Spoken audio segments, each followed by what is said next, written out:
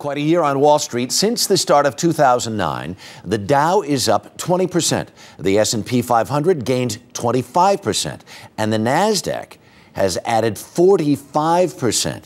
The numbers are even more impressive if you look at the multi-year lows reached on March 9th. So what's behind the recovery? What's ahead in 2010? We want to ask Steve Forbes, President and CEO of Forbes Incorporated and co-author of How Capitalism Will Save Us. Steve, good morning. Thanks for coming. Good to be with you. Thank you. Really appreciate it. What is the most important driving factor in pushing the stock market back to a level of recovery?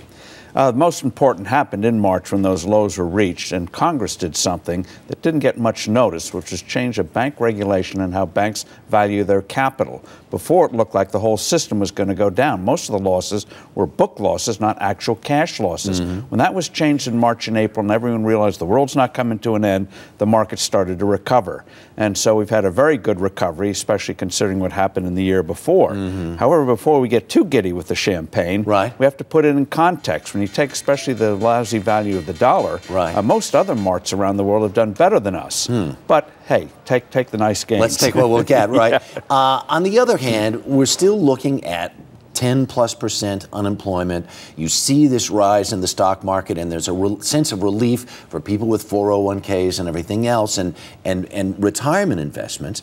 But on the other hand, there's not a recovery on Main Street. Is this a precursor, or will we ever see better times again in so much of the rest of the economy?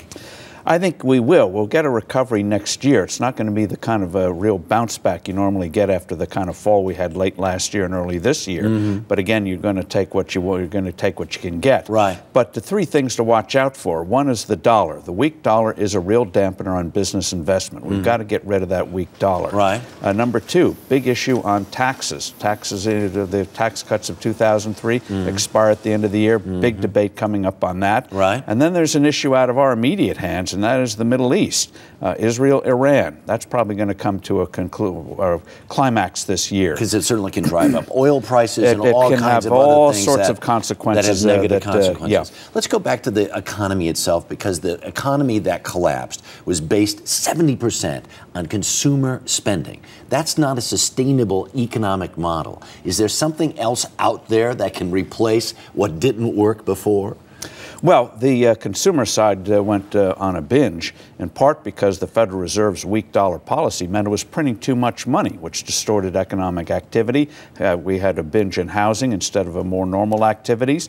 Now, if the Fed gets a stable dollar again, which is quite capable of doing, we've done it before, this is not something new, you'll start to see more traditional business investment, expanding existing businesses. Inventories are still very low. Starting new businesses, there's a lot of innovation waiting to come, just as we had in the early 90s. All right. So happy days are almost here again. Just make a few positive changes. Maybe Washington taking a vacation year long. That'll do some good too. Steve Forbes, thank you so much. Thank you.